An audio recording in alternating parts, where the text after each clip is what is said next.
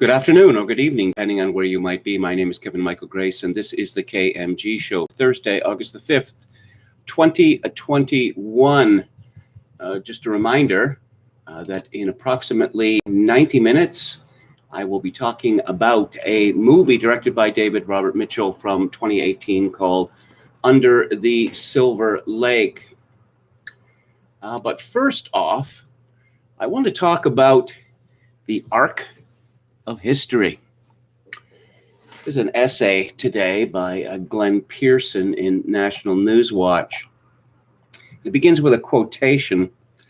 Canada is at a critical moment, an inflection point where all of us have a responsibility to try to bend the arc of history in the right direction so that our children and their children enjoy the same quality of life and equality of opportunity that we have had.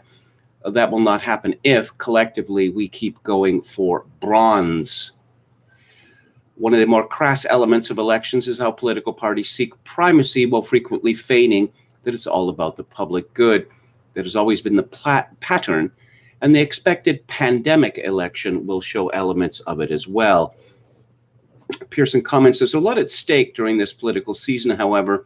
In the quote at the beginning of this piece, Anthony Lacavera and Kate Fillion talk of how the time has come to comprehend the seriousness of our situation in their book, How We Can Win. To be the first generation where our kids won't fare better than we did is a clear indication of how we have lost sight of the more meaningful goals that once drove this nation. All right. First off, the first generation where our kids won't fare better than we did, that's exceedingly vague. Note that there's no talk of virtue here, merely of materialism. But more important is the fact is that there is no such thing as the arc of history. History doesn't have an arc. Things happen, and then other things happen. One might see patterns in history, but history has a habit of rudely surprising us. All of the bright people, all of the best people told us circa 2000 that history was at an end and that the whole world had embraced a secular, a liberal democracy and globalism, and everything was going to get better and better and better, and nothing could ever go wrong. And then in 2007, everything went wrong. And in 2008, the world economy nearly collapsed. And then, of course, last year, the rulers of Canada, as well as the Western world, decided to inflict what's arguably the greatest self-inflicted wound since the First World War by simply losing their heads about a virus with a 99.5% survival rate. The idea of history having an arc, history having a purpose, is it's a secular deformation of monotheism, and it's well described in John Gray's monograph, 7 Types of Atheism. There's no reason to believe that things are always going to get better and better. Now, whatever that might mean, and I suspect by what Glenn Pearson means by this is that things are going to be what they were, only more so. That is to say, more secular, more obsessed with process, more obsessed with the GDP. Pearson continues, COVID has had a mixed effect on Canadians. On the other hand, there has been a temporary sense of empathy, a feeling that we are all in this together and that our health systems require better supports. I haven't really noticed this temporary sense of empathy. What I've noticed is exactly the opposite. That when a situation is ginned up in which everyone is supposed to be terrified of every other single person on earth, that does not actually bring about a sense of empathy, not in the slightest. And we're all in this together does not work at a time when we learn that our politicians routinely break the rules that they have set for the rest of us. He continues. The story is there in the polls and surveys from the past year. Canadians are trusting less. The Edelman Trust Barometer noted that only 53% of citizens trust core institutions like business, government, media, and non-governmental organizations. Of course, that raises the question, why might that be? That's my comment, not Pearson's. 2 years ago, a Donald Savoy piece in the Globe and Mail was titled, "Canada's Political Institutions Are Failing. The Next Parliament Must Save Them." The next Parliament is almost upon us, and it's like what we have at present. The opportunity to renew this country for the post-pandemic future will be lost. Canada's political institutions have been failing for decades. One reason why Canada's political institutions are failing is that Canada is supposed to be a parliamentary system. But starting with Pierre Trudeau in the 1960s, our prime ministers decided that they were presidents, not primus inter pares, not first among equals, but presidents, virtual dictators. Such is the control of the prime minister over his party and of all party leaders that the very idea of a grassroots rebellion amongst elected representatives is literally impossible in my country. In Australia, prime ministers are sacked on a regular basis. In Britain, we have seen prime ministers sacked or sacking themselves because of lack of support amongst MPs several times in the last few years. But in my country, the party leader must sign off on the nomination papers for all candidates. And increasingly, the parties say, we're not even going to let you run. We're not even going to decide after you've been selected by your constituency.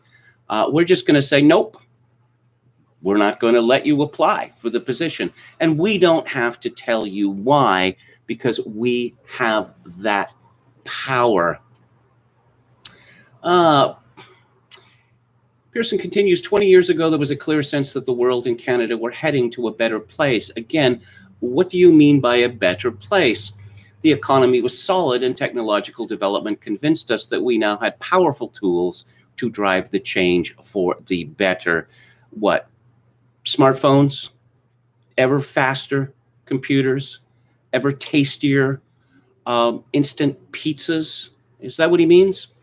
There were problems, but we were in the process of overcoming them. That is just simply not true. And again, he hasn't delineated exactly what these problems are. No one is sure of that anymore. Rightly or wrongly, increasing number of Canadians believe this country is in decline and that elections just don't seem capable of fixing the problem. Robert Menzies termed times like this as the twilight age, and it resonates with Canadians. Consider his insight. Quote, periodically in Western history, twilight ages make their appearance. People feel like they are in a vacuum. Human loyalties uprooted from accustomed soil can be seen tumbling across the landscape with no scheme of larger purpose to fix them. There is a widely expressed sense of degradation of values and corruption of culture. The sense of estrangement from community is strong. Well, yes, Menzies is hinting at the problem here, but Pearson isn't interested in addressing them. He continues, this is troubling stuff, but it drives how increasing numbers of Canadians think at this moment. Something isn't right, and we are constantly struggling to know what it might entail. It's moments like this that populism strides onto the stage in an attempt to capitalize on people's anger and alienation. But what it offers is just as incapable as solving our problems than what it seeks to replace. In other words, the experts must always be in charge. He continues, and it's not just about politics, it also speaks to a declining sense of citizen responsibility. It is easier for us to get peeved than to plan, target blame, rather than seeking a time to build. Yes, this is the consensus myth, that we all just have to put our heads together and decide what is best. Well, it is impossible to get people to agree on what is best in the realm of politics. Of course, the experts always know what is best. So once again, just listen to the experts, and then it will be possible for us to build. Everybody must have their opinion, whether or not it's correct or even effective. Oh, I see. I see. So again, everyone must have their opinion, but there's all these opinions that are not correct or effective. Well, all of the experts in Canada and elsewhere in the Western world said that turning over more and more power to the globalists, not making anything anymore, but just a complete financialization of everything, that was the route to a better future. Because making things, that was so 20th or even 19th century. Making things is really for losers. It's for the bottom tier of countries. Top tiers of countries let investment banks decide what the economy is. And let's just get the central banks to add more zeros and then send that money to the financial institutions, and everything will be all right. And if we deregulate financial institutions so that they can just rehypothecate everything, put together a bunch of rubbish such as mortgages and sell them over and over again to different buyers. Yeah, I know it doesn't make any sense to you stupid people, but we're the experts. And we know that will work, except then in 2007, 2008, we found out that it doesn't work. And what was the result? Were the globalists dethroned?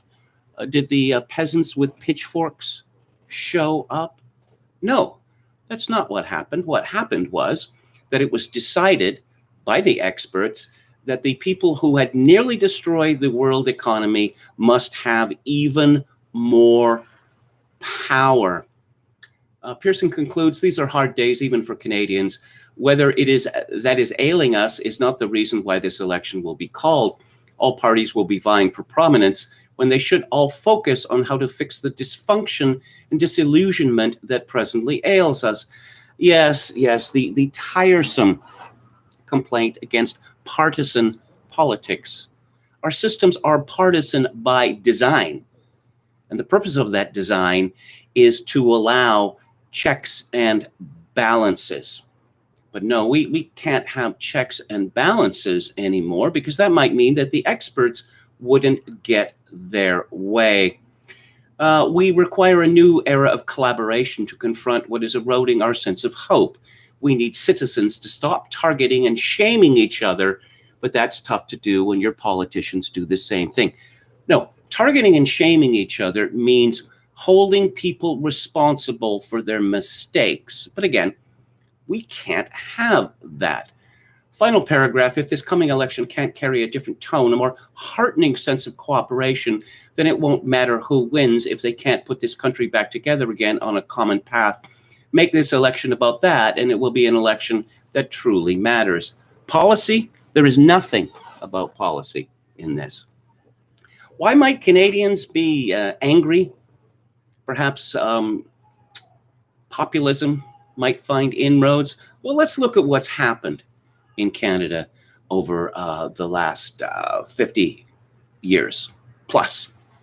Our elite decided that Canadians needed to be replaced by hostile, rebarbative foreigners with little or no loyalty to this country. And as we know from Robert Putnam, diversity does not make people stronger, it makes people weaker. It makes them fearful of each other. Not merely different ethnic or racial groups fearing each other, but people within the same ethnic or racial groups fearing each other. It leads to the death of community. Of course, there's nothing about scale in this essay. Yes, let's just concentrate more and more and more in just a handful of cities in Canada. And, well, if you want any kind of career that makes the kind of money where you could, I don't know, get married, have a family, buy a house, you will have to move to certain places. And if that requires leaving your roots, your families, your communities behind, well, this is what the globalists have decreed.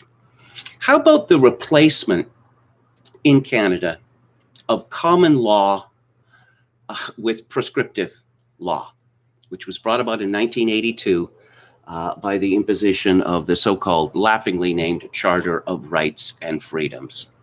Oh, we have all these rights and freedoms which are guaranteed to us, subject to approval by the Supreme Court of Canada. The Supreme Court of Canada decides what the law is, and if the Supreme Court decides, for whatever arcane reasons, that prostitution must be made legal, and that physician-assisted murder must be made legal, well, that's what we get. If the Supreme Court decides that any political decision which can be said to be motivated by religious belief is illegal, which is what the Supreme Court of Canada ruled in, 2003? Something like that. Well, then that's just the way it is. As I said previously, if MPs have no power at all, if the elected representatives of the people are rendered powerless, simply lobby fodder, well, obviously that is going to increase mistrust. But essays such as Pearson's are absolutely worthless. It's on the level of a kindergarten teacher saying, oh, just stop fussing and fighting and cooperate, and then all of the problems will disappear. That's not how the world works. People have a very strong differing views about what counts as the good. And I noticed that Pearson, who is, I don't know, he could be as old as me. He's obviously clearly been around for a while. He talks about equality of opportunity. Well, of course, equality of opportunity is a nasty totalitarian notion, which is impossible to bring about in practice. But in Canada, we've left behind the notion of equality of opportunity, because even equality of opportunity is going to lead to disparate outcomes. So certain groups, certain racial groups, must be given a leg up from the start, even more than the affirmative action that Brian Mulroney granted in 1986.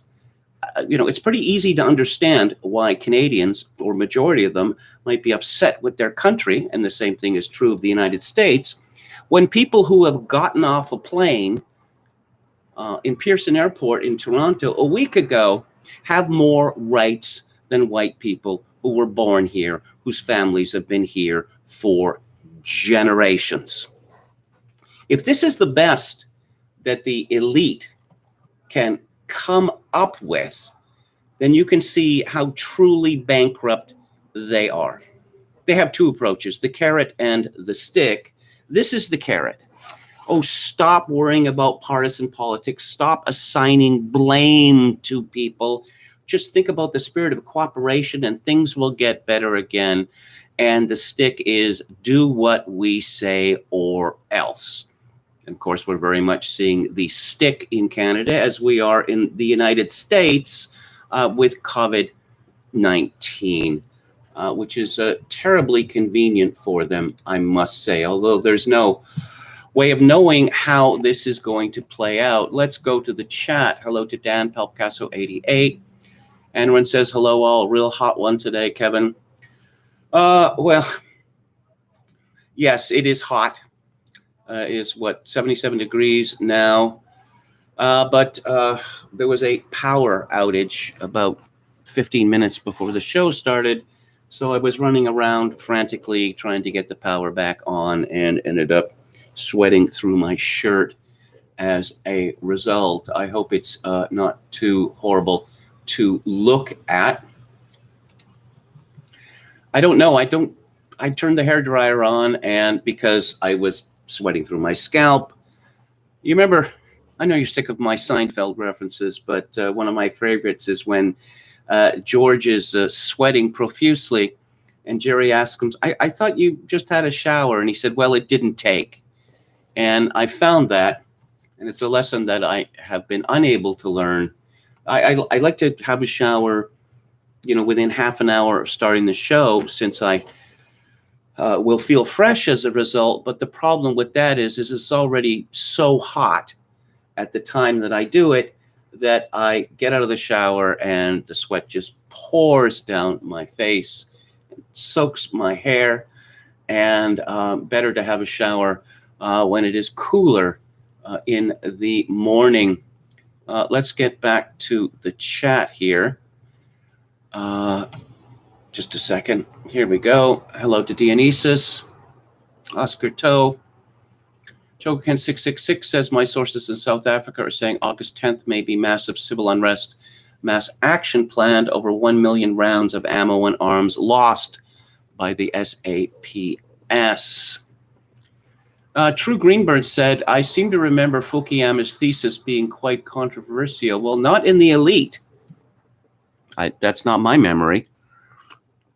It was as if, as I like to say, a memo went out.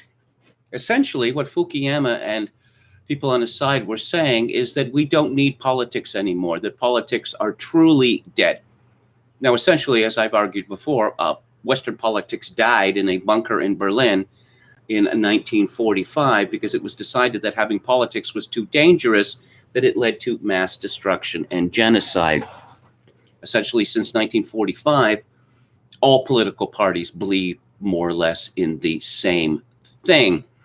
But of course, the advent of globalism, well, that was a little different, because everything you thought you knew about the economy, everything you thought you knew about your country, that's thrown out the window now, because we're talking about an increase in aggregates, to which the proper response is, I'm sorry, I don't live in an aggregate. I live in a country. I live in a sovereign country. I also live in a smaller jurisdiction than that, an even smaller jurisdiction than that. But jurisdictions were passé. Nations were passé.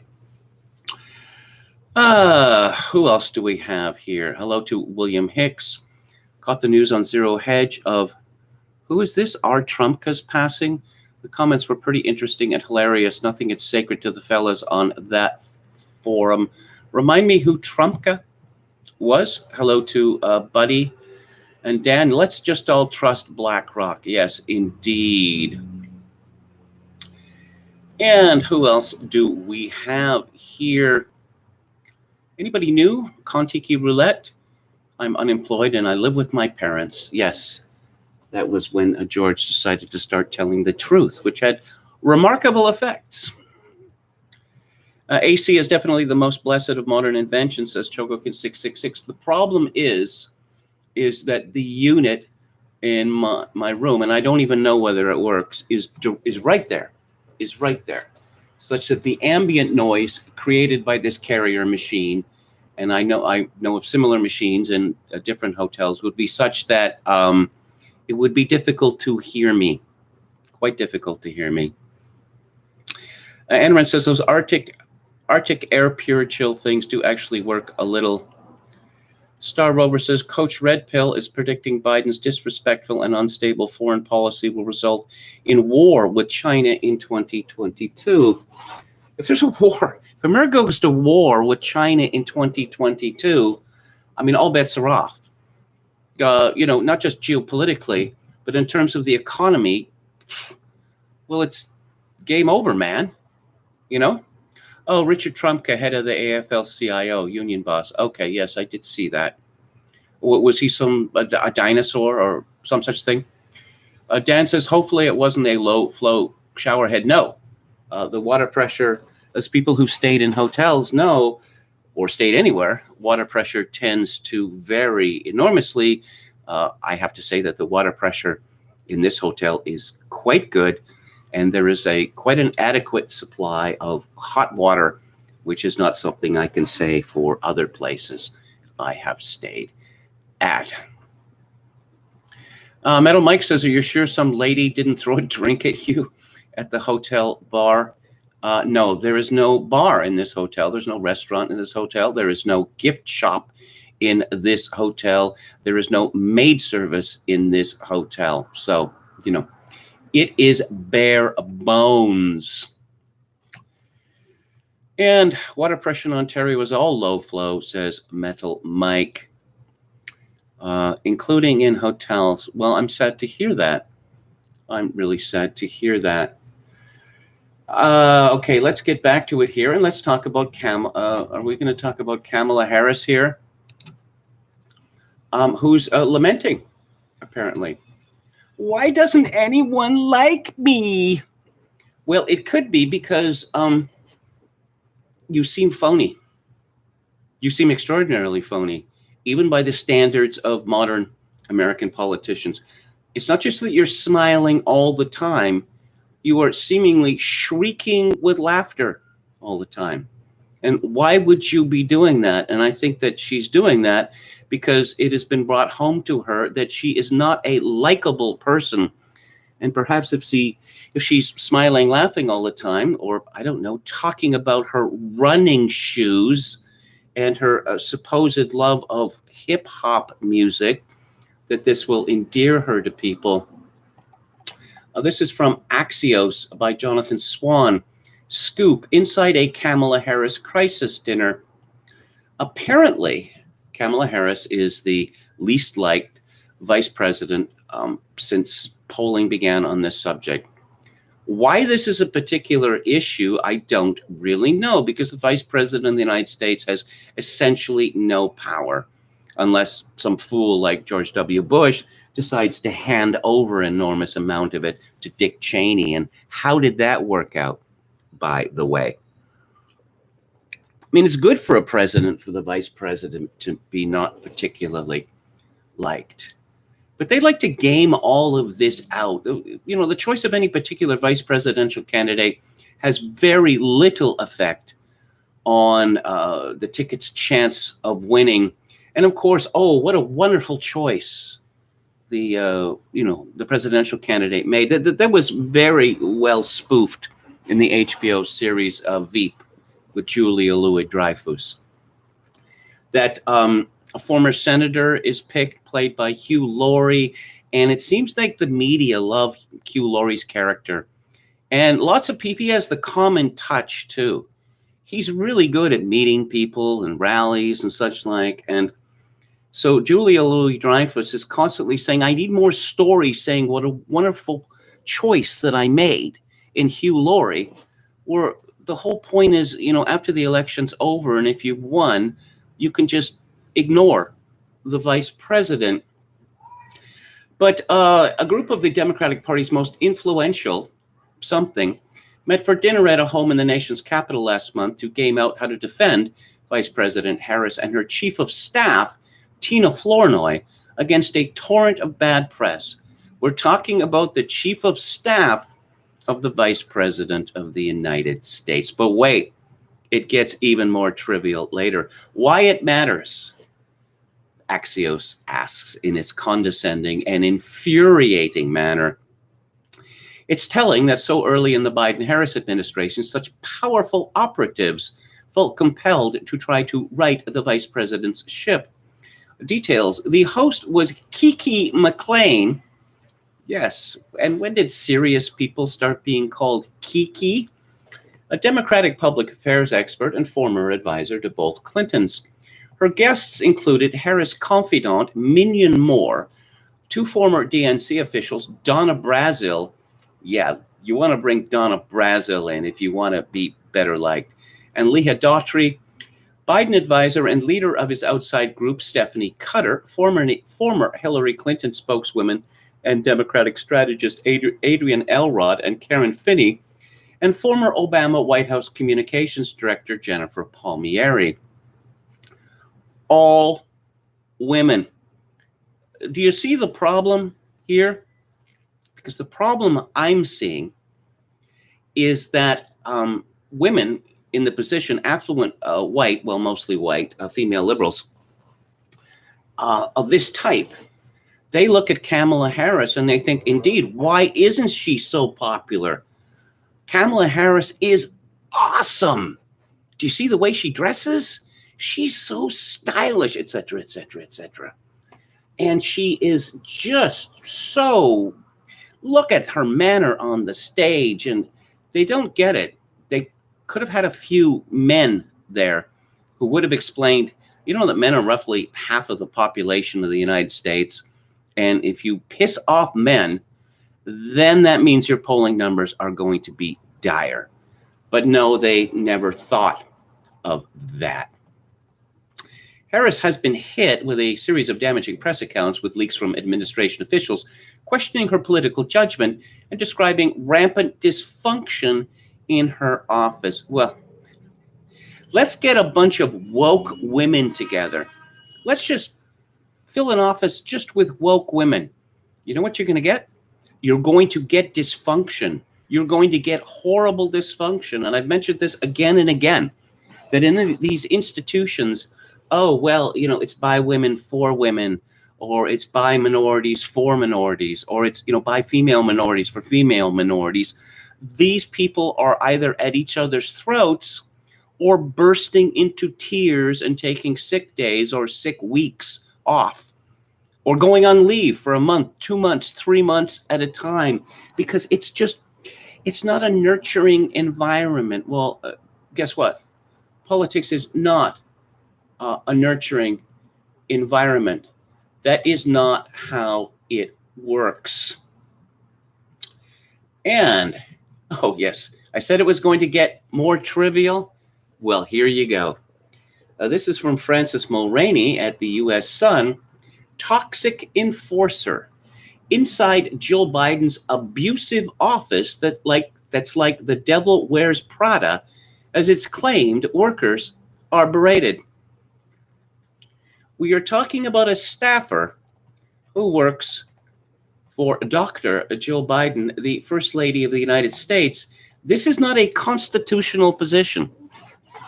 You know, how it manages to exist is a bit of a surprise to me, although not really. Jill Biden is nothing. She's not even a politician, but apparently there are staffing problems in her office. Trusted staffer Anthony Bernal is accused of a mean streak that has made co-workers cry, as it's claimed he badmouths other members of Team Jill behind their backs. It comes despite a strong relationship with the First Lady, who dedicated a whole paragraph to Bernal in the thank yous to her 2019 memoir. Her memoir, because she did so much in life that was important and interesting that she had to write a memoir. You remember Melania Trump? That you never heard anything about this woman except what she was wearing or how pretty she looked? I miss those days. I miss those a lot. Yes, I can just imagine all of the weeping that goes on. Well, maybe if we fired this fellow and replaced him with a woman, it's not going to be any better. It's probably going to be worse. And so let's talk about the Olympics. And let's talk about athletic dysfunction. This is from Elizabeth Carpin at the New York Post. An event that the United States previously dominated is now looking like a, quote, total embarrassment for Team USA. At least that's what one of its greatest legends thinks. Carl Lewis, who won 9 gold medals in track for the U.S. between 1984 and 96, slammed the men's 4x100 meters team for its performance after failing to even qualify for the final. Lewis tweeted, quote, the USA team did everything wrong in the men's relay. The passing system is wrong, athletes running the wrong legs, and it was clear that there was no leadership. It was a total embarrassment and completely unacceptable for a USA team to look worse than the AAU kids I saw, unquote. A botched baton handoff between Ronnie Baker and Fred Curley was the main reason for the disappointing effort. It took 3 attempts before the sprinters were able to successfully make the pass. For the 4th consecutive Summer Olympics, the U.S. failed to medal in the event, this year coming in 6th in its qualifying heat. Even with 3 of the United States' fastest men, Trayvon Bromell holds the fastest 100-meter time in the world this year, with Curley and Baker finishing 2nd and 5th in the Olympic final. The Americans could never regain their position in the race, losing the final spot in the finals to Ghana by 0.02 of a second. Lewis said, it's unacceptable. It's so disheartening to see this because it's people's lives. We're just playing games with people's lives. That's why I'm so upset. It's totally avoidable. And America is sitting there rooting for the United States, and then they have this clown show. I can't take it anymore. It's just unacceptable. It's not hard to do the relay. Well, the runners were asked about this, and how much practice did you do? Well, not much. I don't know, a little bit. That's what they said. This is what they said, which suggests a possible solution to me. That the relay is, of course, a team sport, not an individual sport. So select members for the relays based on their ability to work as a team. Get a coach. I was thinking, the sprinters are all black, and I was thinking maybe the coach is white. That's a problem. Well, the coach is black as well. But I can see the problem here, that the sprinters are all saying, we don't care about the relay. We're interested in our individual events. Well, why they would, if they don't care about the relay, then they're stupid, because if you win the relay, as they should have, they would have got a gold medal. And a gold medal at the Olympics at any track event is a wonderful thing to have. But they just couldn't be bothered to work together, and no one was willing to tell them, you will work together or else. In more Olympic news, yes, please clap for Jeb Bush. This is from Warner Todd Houston at Breitbart. In a Tuesday tweet, open borders advocate and losing GOP presidential candidate Jeb Bush accused President Donald Trump's exclusionary immigration policies of holding back America's medal count at the Tokyo Olympics. He tweeted on August 3rd, I wonder how our medal totals would have been if we had an exclusionary immigration system, which we had for the last few years. My heart swells for all of our medalists, including those whose families have come from far-off lands to love our country. Yeah. Well, it's kind of an open secret in the sports world that all of these track and field athletes, with just a handful of exceptions, they all train and live in the United States of America. To what extent they're actually representing their own country is an interesting question. They're not very patriotic, these people. They're in it for themselves. As the gymnast who said that she had to take the mental time off, Simone Biles, yeah, she made it very, very clear that she was in it for herself. But yeah, let's bring a whole bunch of people in from Nigeria, and pretend that they are Americans. Here's something that's interesting to me, that Naomi Osaka, who is half Japanese and half Haitian, has been living and, of course, training in the United States since she was 3 years old. Why is she representing Japan and not the United States of America? I mean, her sponsors, Nike, that's an American company.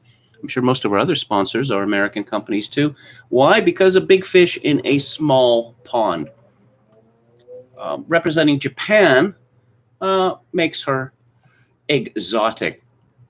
Breitbart continues, the claim that our medal count is off, though, makes little sense. Even as Bush wrote his tweet, the U.S. was the leader in medals, taking 79 total, with 25 golds, 31 silvers, and 23 bronzes. Only China came close, with 32 golds, 22 silvers, and 16 bronzes, for a total of 70 medals. Perhaps Jeb was misled by the fact that two of the most high-profile woke U.S. athletes were shut out of the top prize when the U.S. women's national protest team and anti-American hammer thrower Gwen Berry were skunked. You see, this is the way that Jeb Bush looks at the world. That, let's bring 100 million people from Nigeria to the United States. The GDP is just going to soar, and it would soar. How would that work out for ordinary Americans? Very badly indeed. But look at the GDP. Look up at the scoreboard at the GDP. And obviously a country, you judge a country's worth on how many people it has. So I suppose China is the best country in the world then. Oh, dear. And India must be the second best country in the world. They don't think this through, because they're not very bright.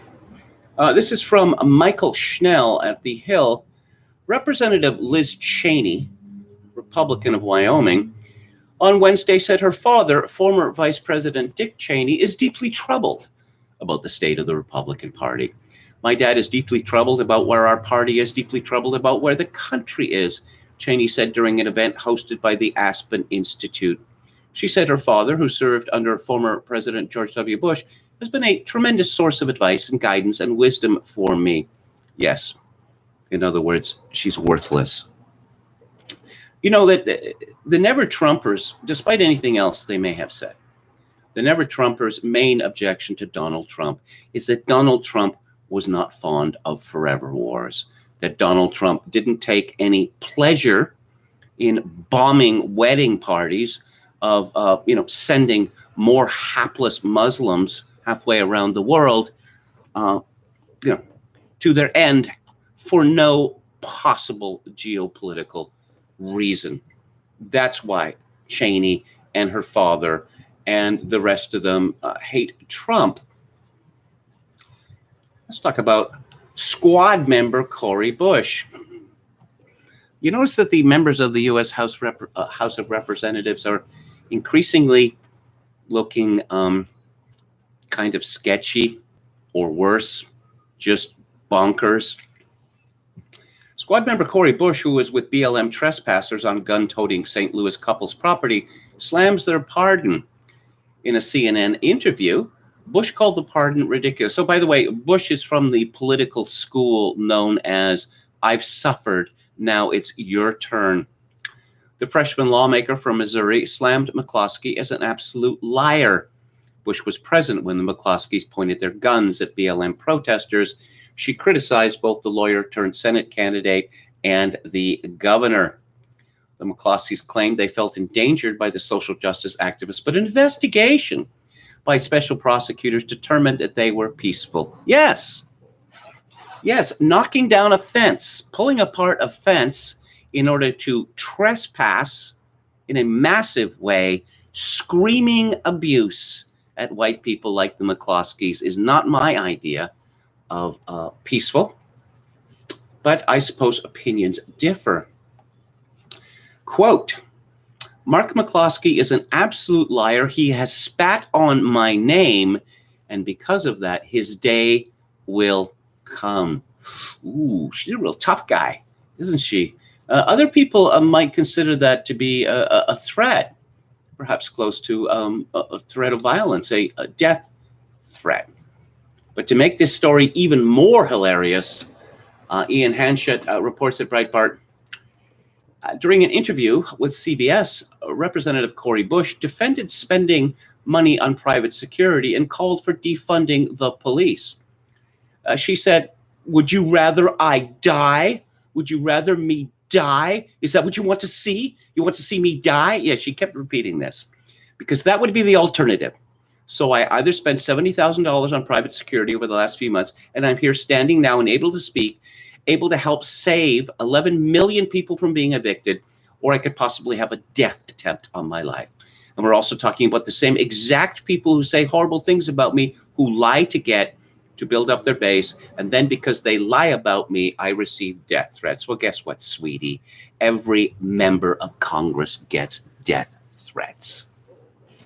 She added, I'm going to make sure I have security because I know I've had attempts on my life. Really now? Why don't you give us more information about that?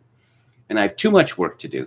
There are too many people that need help right now for me to allow that. So if I end up spending $200,000, if I spend $10 more on it, you know what? I get to be here to do the work. So suck it up. Also, defunding the police has to happen. Yes, defund the police, but Cori Bush gets her own Praetorian Guard. Bush further stated that, quote, actual police officers have threatened her life and that her security is not against communal violence. My security is not to keep me safe from the people of St. Louis. What is to keep you safe from police officers? I'm kind of dreading and looking forward to Cori Bush's inevitable flame out. This is from Stephen Nelson at the New York Post. Tara Reid says that White House press secretary Jen, not Jennifer, but Jen Psaki, was wrong to say the sexual misconduct claims against President Biden were, quote, heavily litigated, unquote, already. In a viral tweet, Reid responded, "Ask Psaki, did I miss the investigation and litigation? I'm sure I did not miss the smears and attacks on my character during Joe Biden's campaign as I came forward. Was it safe to come forward? I think not." Reid says Biden sexually assaulted her in 1993 when she worked for his Senate office. She tells the Post that what's boneheaded is Psaki is using a legal term of art, heavily litigated, that is going to haunt them. No, it is not going to haunt them. The fact that the press secretary for the President of the United States does not know what the word litigation means and then grossly embarrasses herself in using that word litigation, it's not going to harm her in the media at all. I was talking about old people doing rock and roll music, and I was talking about the Rolling Stones. One of my listeners, one of my correspondents on Twitter, accused me of taking a cheap shot against him. I don't think that I did, but if I gave offense, I'm sorry. Rolling Stones drummer Charlie Watts, 80, pulls out of the band's U.S. tour after undergoing emergency surgery in London. Watts, 80, will sit out the first Rolling Stones concert tour since joining the band in 1963. Steve Jordan, who was an excellent drummer, will be filling in for him. I mean, he's not coming back, is he? I don't like to be gloomy about this, but if you don't want to catch COVID-19, and of course, being 80, Charlie Watts is at risk from this, going to a hospital in London, that's what you want to avoid. And now, oh yes, yeah. This story is absolutely infuriating. It's the kind of story that, I don't know, in a more just world would lead to consequences. Yes, it would, casting blame, finger pointing. It would lead to people being fired. It would lead to heads rolling. It would lead to careers being ended. And it might lead to even worse things than that. This is from Alpha News. And the author is Anthony Glakowski. Alexis Sabarit-Viltres, the 42-year-old man who beheaded a woman in Shakopee, Minnesota last week, is an illegal alien from Cuba. Alexis Sabarit-Viltres is a citizen of Cuba who was unlawfully present in the United States. U.S. Immigration and Customs Enforcement has not placed a detainer on him following his recent arrest for second-degree murder in Shakopee, Minnesota, said an ICE spokesperson, Sean Newdower. Newdower confirmed that Sabarit-Viltres' criminal history includes multiple convictions in Minnesota and Louisiana for domestic abuse, DUI, and fleeing a police officer. He has pending charges for first-degree arson, first-degree criminal damage to property, and obstruction of the legal process stemming from a 2020 arrest in Scott County. ICE previously attempted to remove Sabarit-Viltres to Cuba in 2012, but was unsuccessful because his home country wouldn't approve the necessary travel documents, an ICE official explained. He was eventually released on an order of supervision. That means don't do anything naughty, and please come for your court date when it is scheduled, because you'd want to come for your court date and be sent to prison instead of just being free. All right. The 2001 Supreme Court decision, Zadvitas versus Davis, limits the length of time under the Immigration and Nationality Act that ICE can detain non-citizens who are subject to a deportation order. The ruling generally precludes the agency from holding non-citizens with final orders of removal for more than 6 months. Well, what I would suggest, more details. Sabarit-Viltres faces a charge of second-degree intentional murder in the July 28th killing of 55-year-old American Mafalda Thayer. second-degree killing.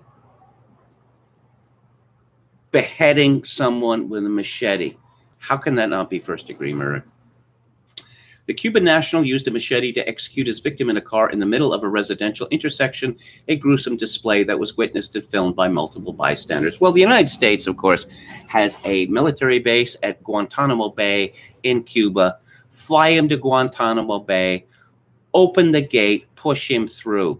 If necessary, put up a ladder and then just dump him over the top. Let's go back to the chat. Do you know that there is now climbing, sport climbing is now an Olympic event?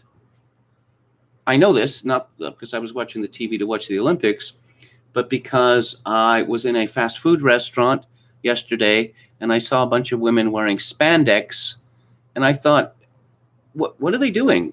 They're climbing one of those walls with little bits of things coming out of them, and you have to twist yourself. And what's going on here? Oh, it's an Olympic event now. Okay. How many Olympic events are there?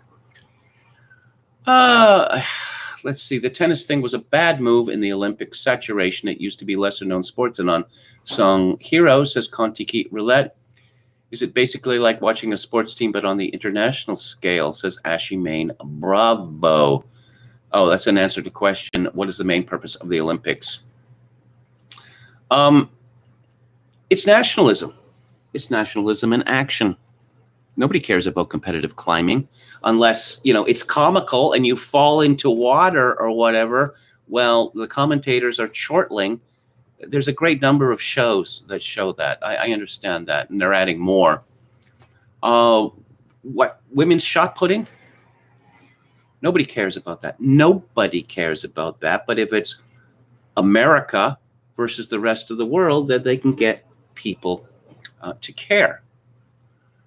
They're neocons, but do insane amounts of mental gymnastics to convince themselves they're not neocons, says Emma Nimpton. Star Rover says Russian 20-kilometer walker accepted responsibility for his disqualification for technique violation during his race. Didn't throw tantrum and thanked judges for enforcing rules. This speed walking thing, that's a very, very fine line there. When does the walking get to be running? Oh, you have to have one foot on the ground at all times, and they're using high-speed cameras to look at every frame of this? I don't think so. It's kind of speed walking. It's really rather ridiculous sport. Does Osaka speak fluent Japanese? The Shogun 666. I don't know. They make a great deal of her in Japan, so I assume that she must. Otherwise, it would be embarrassing. Popcasso 88 says, did you see the Republican senator from Wyoming who said Bitcoin is great because it makes it easier for Salvadorans in the U.S. to send remittances back home? Ben Johnson was a mediocre sprinter without help, says Buddy. I'm not so sure about that. Charlie Johnson, who was the coach who, did he go to prison? Charlie Johnson revolutionized sprinting because before Charlie Johnson, yes, PEDs, many PEDs, they had these sprinters doing distance work. And Charlie Johnson said, this is ridiculous. You're just tiring these people out. If it's a 100-meter long race, you just have to be able to run 100 meters, 200, 400, whatever. Secondly, Charlie Johnson figured out, which should have been obvious, that the start of a short race, track race, is by far the most important part of it.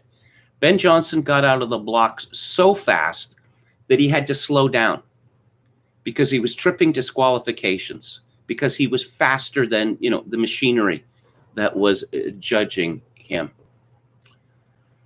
Of course, Ben Johnson, yes, when he won, or the Canadian who won after him, Jamaica forever. That's what he said immediately after winning the race. He draped a Jamaican flag around himself, and a bunch of Canadian idiots said, "Yay, Canada!" Jeb literally selling his country out for silver, says Steve. To be fair, the Chinese girl relay messed up this exact same thing, says Oscar Toe. When Ben Johnson beat Lewis, it was a great moment in Canadian sports until, yes, that's from Metal Mike. Yes. Oh my God, did you see Ben Johnson? Just how big he was? He looked like he could tear the other runners into pieces. And who else do we have here? Hello, David Wright. Did speed walking in gym class finals decades ago? Stealth runners always win with a dumber exercise there never was. Yako Raipala, our Finnish friend, says, I remember how everyone here used to make fun of curling as the most ridiculous sport played on ice. Then Team Finland started getting Olympic medals, and suddenly everyone was in curling. People have long been into curling in my country, although not where I live, not on the other side of the coast mountains. Although in recent years, a lot of men have noticed that a lot of female curlers are quite attractive. I remember when I moved to Edmonton, I think it was after the first weekend that I'd had off. On Monday, in the bullpen, in the newsroom, the curling.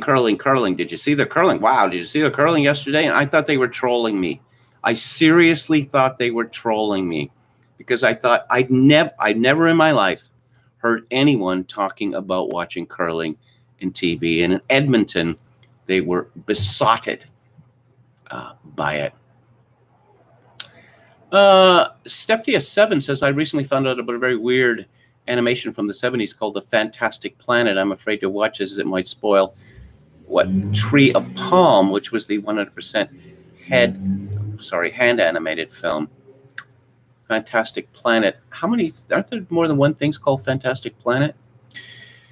Okay, let's get back to it here. And let's talk about panic porn. Okay.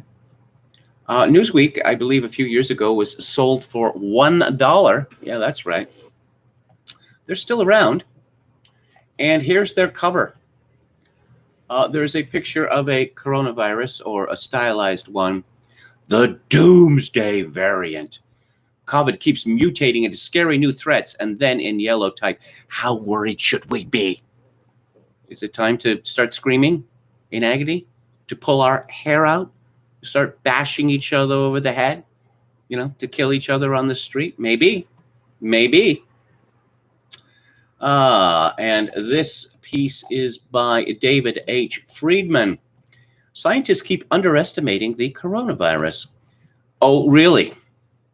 They keep underestimating the coronavirus. The people who are telling us that you need to be deadly afraid of every other single person on Earth. You not only need to wash your hands 50 times a day, you have to slop antiseptic goo on it to the extent that you just destroy your immune system to any other threats. In the beginning of the pandemic, they said mutated versions of the virus wouldn't be much of a problem. Oh, did they now? Until the more infectious Alpha caused a spike in cases last fall. Then Beta made young people sicker, and Gamma reinfected those who'd already recovered from COVID-19. Still, by March, as the winter surge in the U.S. receded, some epidemiologists were cautiously optimistic that the rapid vaccine rollout would soon tame the variants that caused the pandemic to wind down. Delta has now shattered that optimism. The variant, first identified in India in December, spreads faster than any other previous strain of SARS-CoV-2. It is driving up infection rates in every state of the U.S., prompting the Centers for Disease Control to once again recommend universal mask wearing. The Delta outbreak is going to get much worse, warns Michael Osterholm, an epidemiologist who heads the Center for Infectious Disease Research and Policy at the University of Minnesota. Quote, the number of intensive care beds needed could be higher than any time we've ever seen. And how many times have we been told this? And how many times has it been turned out to be a gross exaggeration? In any event, and I'm sure most of you know this already, back in the 90s, there was much talk of efficiency in government. So the size, hospital wards, ICU wards, was slashed. You want to have the number close to 100% as possible, because then you are not paying people to stand around. Of course, you want slack excess to be built into a system because then you won't be threatened by being overwhelmed. So hospital wards, ICU wards being overwhelmed with COVID really has very little to do with COVID. Virtually the same thing happens every serious flu season. Osterholm adds that his team's analysis shows that almost every single one of the 100 million unvaccinated Americans who hasn't had COVID-19 yet will likely get it in the coming months. His analysis, does Newsweek mean a model? Short of taking the sort of strong isolation and masking precautions that seem unlikely in the vaccine-hesitant population. The vaccine is so contagious that it's set to smash through every previous prediction of how soon the U.S. might reach herd immunity. We failed to shut this down as we have other pandemics, says Jonathan Eisen, a biologist at the University of California, Davis, who studies how pathogens evolve. It may be around forevermore, leaving us continually trying to figure out what to do next. As I pointed out, close to half of Americans have pneumonia virus in their body, been infected by pneumonia virus. Do we go hysterical about that? About 95% of Americans over the age of 15 have Epstein-Barr virus. They've been infected by it. It causes mononucleosis, is also said to cause chronic fatigue syndrome, which is a made-up disease, but we could get just as terrified about Epstein-Barr or pneumonia as we have about coronavirus. I'm not seeing any talk about deaths here.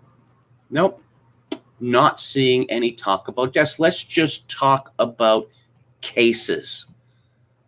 If a person has been infected with influenza and shows no symptoms, do we speak of cases? No, we don't. If a person's been infected with pneumonia virus and there are no symptoms, do we talk of cases? No, we don't talk of cases. And this is again from Axios. Fauci fears a COVID variant worse than Delta could be coming. Wow. I mean, he fears. Yeah? Is this a threat or a promise? And that's a serious question. If America's current COVID-19 surge continues unabated into the fall and winter, the country will face an even more deadly strain of the virus that could evade the current coronavirus vaccines. Delta is already evading the current coronavirus vaccines. Why it matters? Yes, condescend again, Axios. Fauci's comments underscore the importance of acting quickly to vaccinate the tens of millions of Americans who have not been inoculated against the virus. Again, if you're just, if you think there's something wrong here and that you should, be bashing your head against the table, here is the received wisdom. Well, the government guidelines, the government mandates that it turns out the mRNA vaccines, which are not vaccines as traditionally understood, but experimental gene therapy, have shown a weakening ability to prevent infection by COVID-19. And it turns out that people who have been double jabbed are now getting COVID-19 in significant numbers. So, based with vaccines that are operating with less and less efficacy, everyone must get vaccinated. Yes, that's right. Yes, I'm told this over and over again. And sometimes I feel that, maybe the best thing to do would just be to, smash my head against whatever, solid object was closest. This is from Tyler Durden at Zero Hedge. And again, it's about Fauci, who says that the country could be in trouble unless everyone who hasn't been vaccinated gets the jab.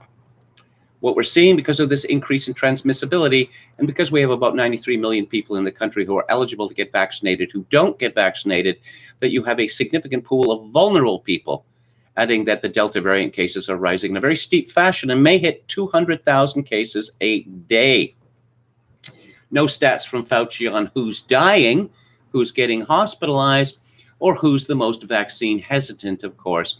And Dr. Drew Pinsky, is that his last name, I believe? He has some figures on this.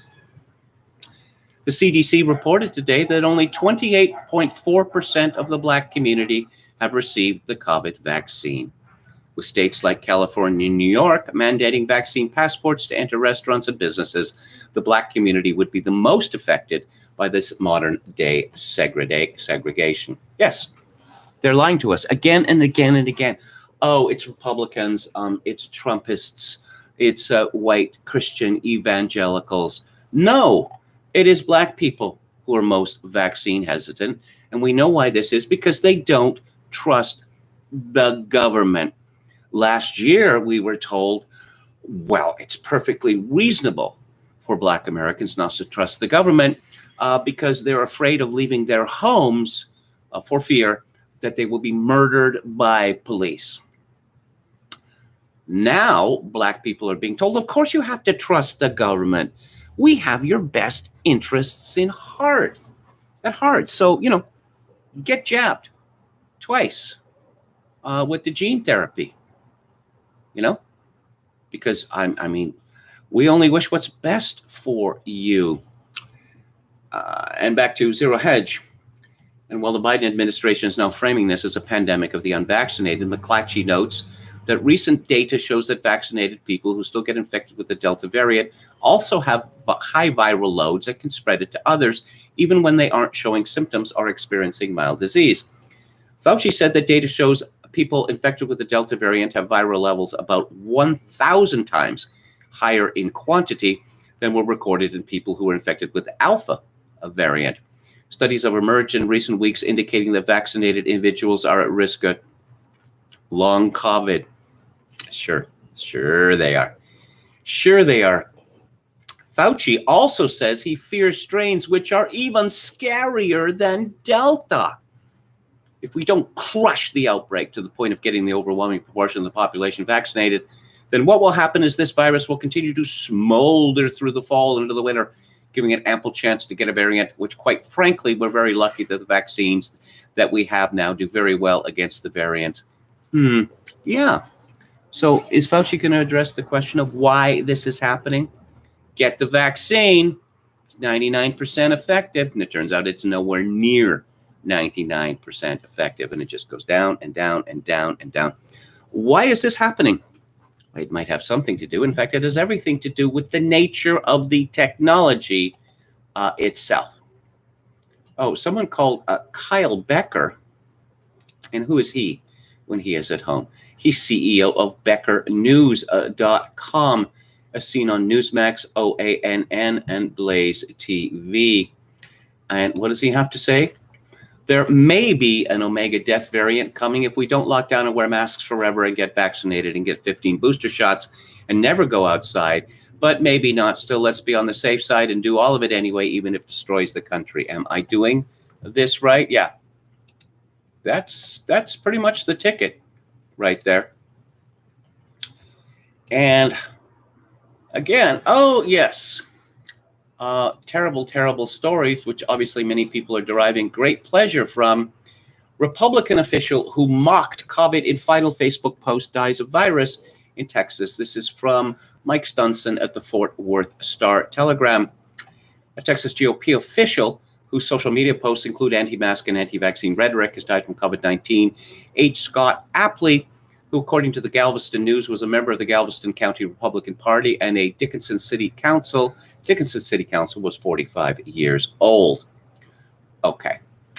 Apley was admitted to Galveston Hospital 2 days after that post with pneumonia-like symptoms. According to a GoFundMe page, he tested positive for COVID-19 and was placed on a ventilator. Okay, and there's a picture here. And maybe they should stop running pictures. Because H. Scott Apley, and I'm not mocking his death in any way, is a man who appears to be, did we find out how old he was?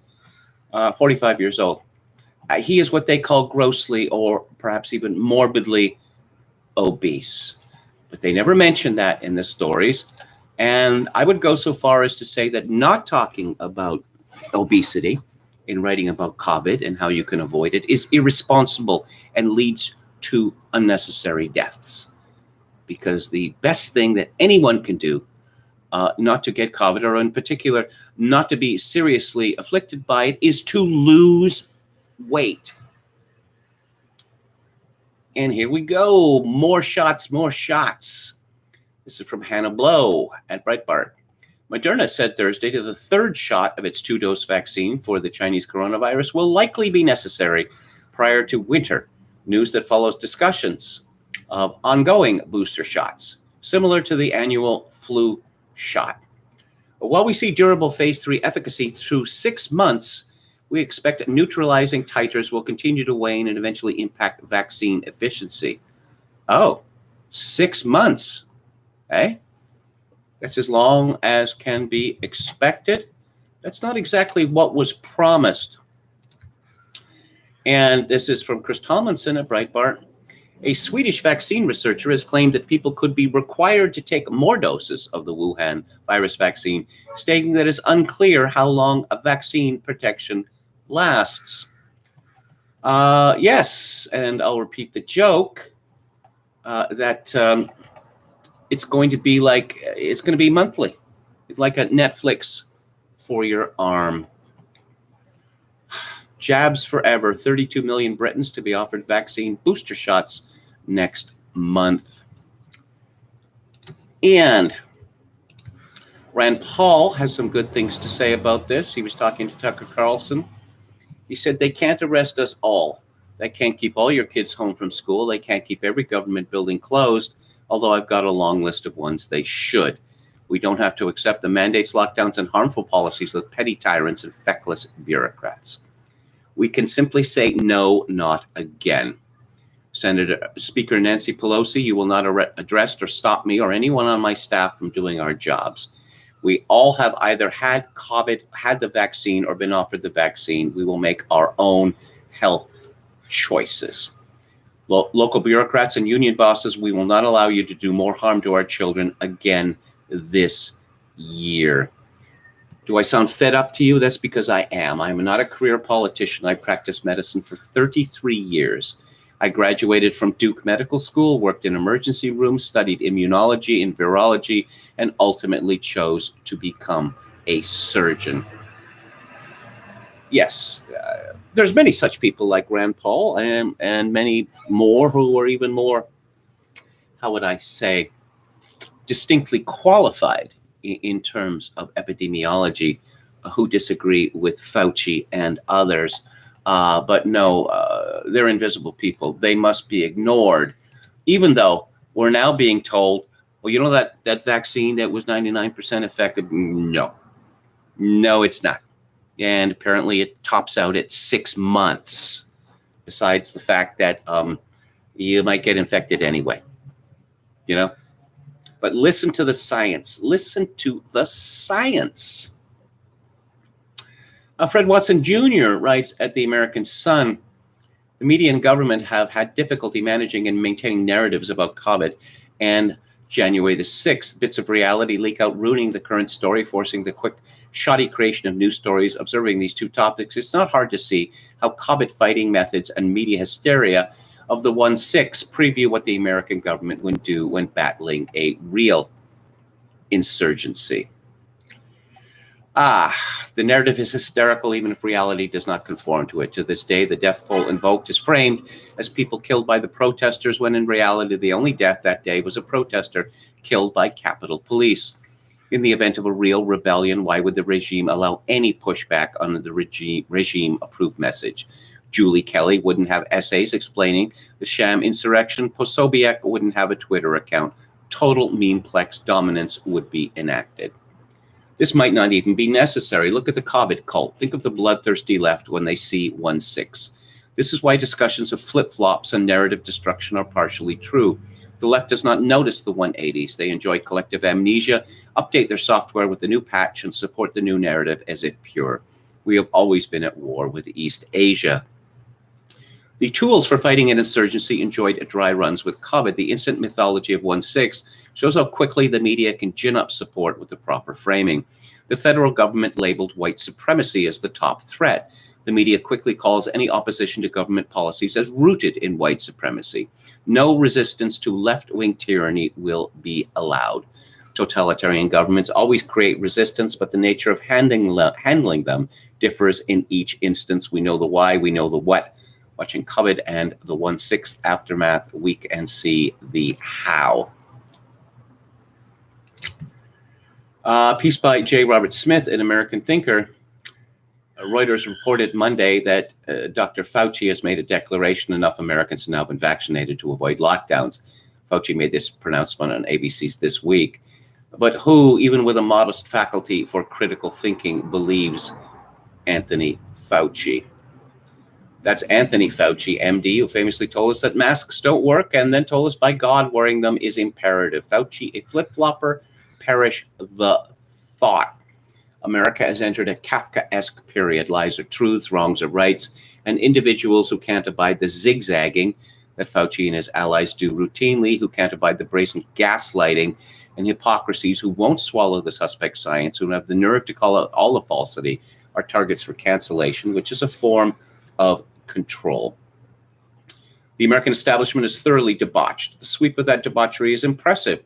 The rot is in our governments, news media, education institutions, sciences, arts and entertainment, corporations, sports. Where corruption isn't is harder to identify. There is a long essay, which I commend to you, at American Greatness by Victor Davis Hanson, called Vaccination Weaponization. It was always going to be Herculean to inoculate with an untried vaccine a multi-ethnic nation of 330 million across a vast continent in an era when the media routinely warps the daily news. Some minorities understandably harbored distrust of prior government vaccination programs. Nearly 40 million foreign residents in America are from countries where corrupt governments had long ago lost the trust of their population.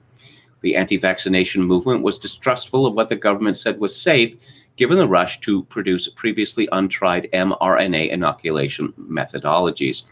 Rural and inner-city poor were sometimes not so easily reached, much less persuaded.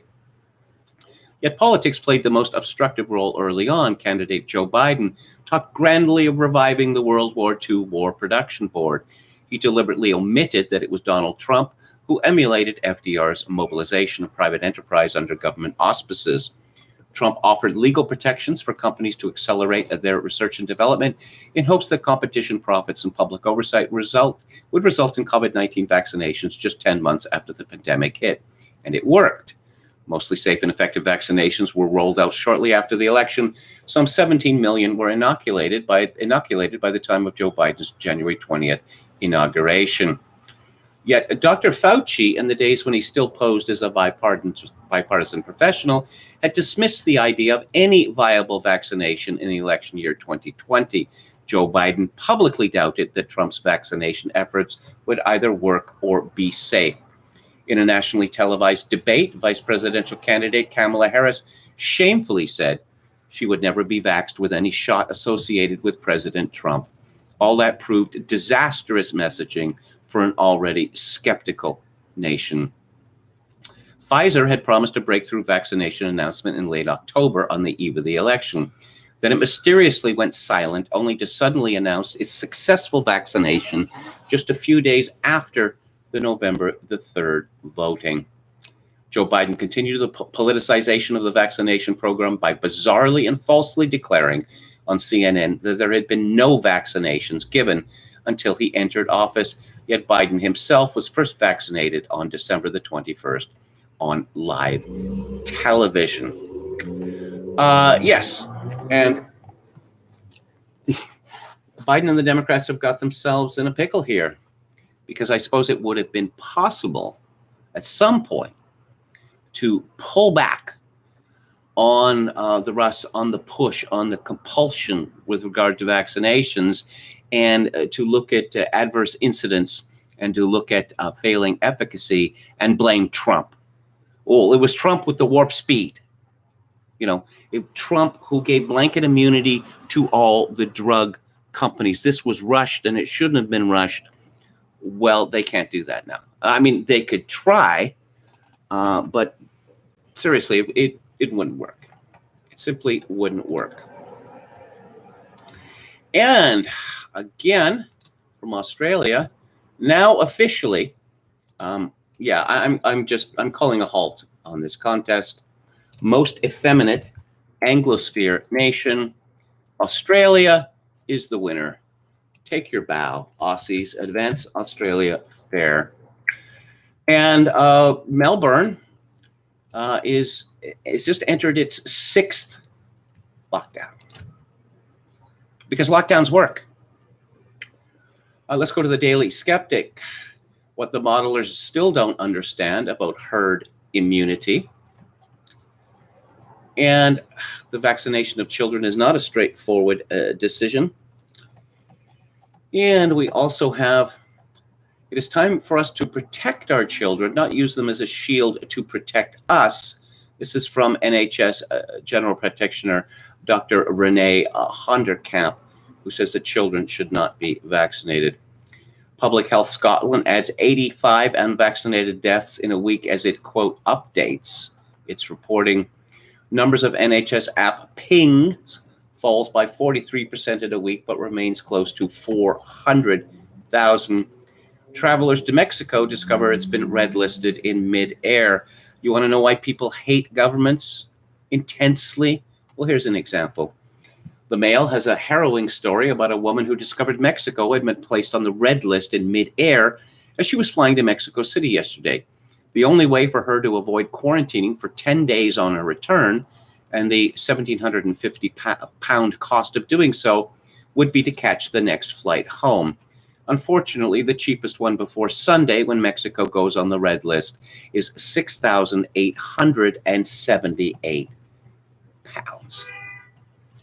And the British government is saying, tough dookie. We can change this like that. And, I guess if you don't want to pay out a small fortune, just don't go anywhere. Ever. Tens of thousands of people started making arrangements to go to France today after its removal from the Amber Plus list. But Transport Secretary Grant Shapps has warned it could go back on the red list in just 3 weeks. I was reading about Grant Shapps today, his Wikipedia entry. There is just a taint surrounding this fellow. Oh, I've never had a second job as an MP. Oh, I've never used pseudonyms, for business. Oh, no, I've never sold get-rich-quick schemes. Yes, this is the sort of man who becomes a cabinet minister these days.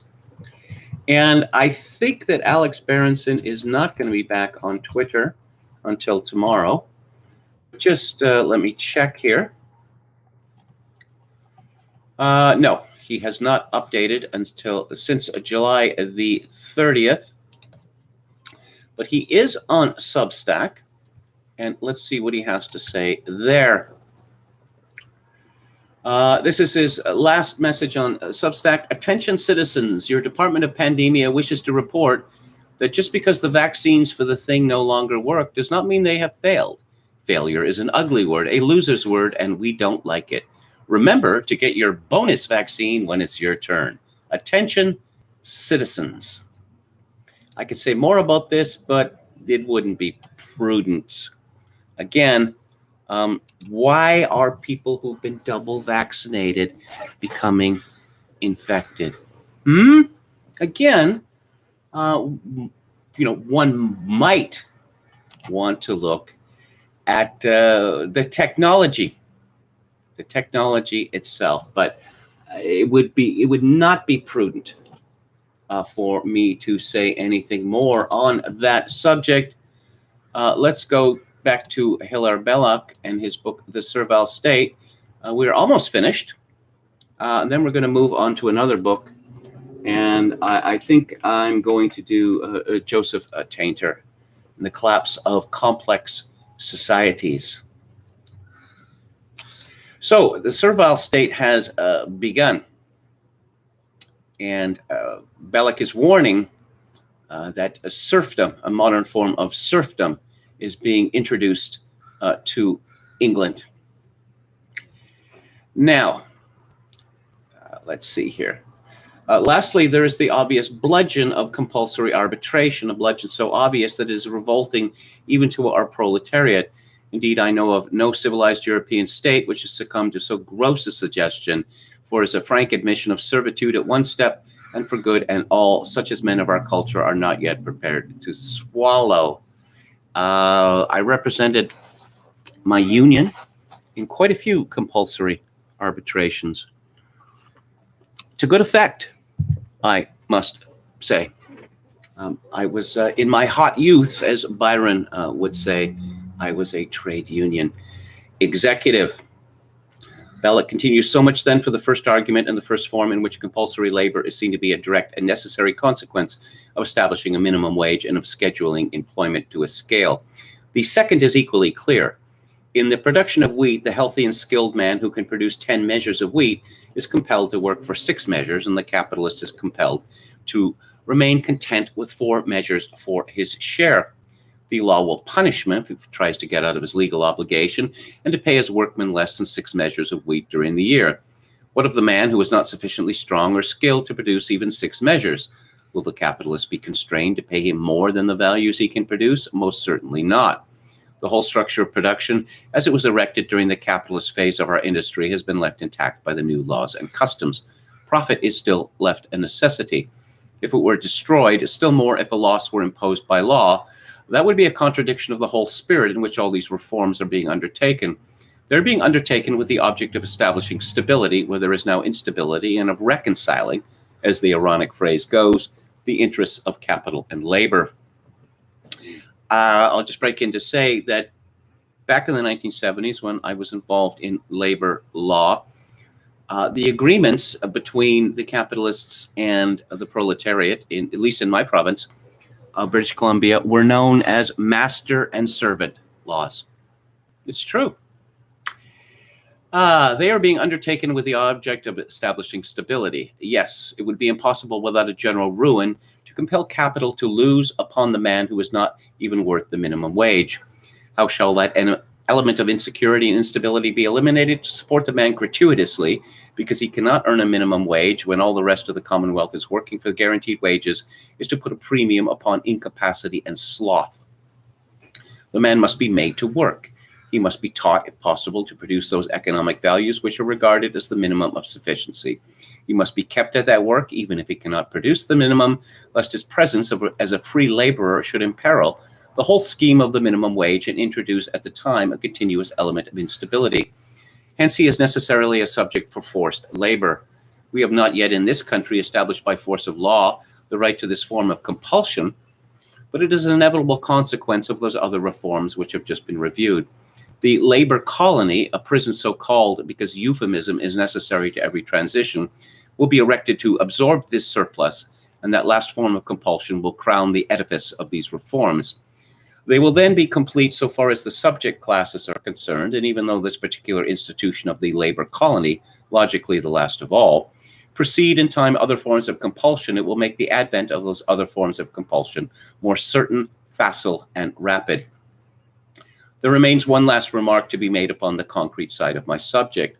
I have in this last section illustrated the tendency towards the servile state from actual laws and actual projects, which all are today familiar in English industrial society, and I've shown how they are certainly establishing the proletariat in a novel, but to them satisfactory servile status.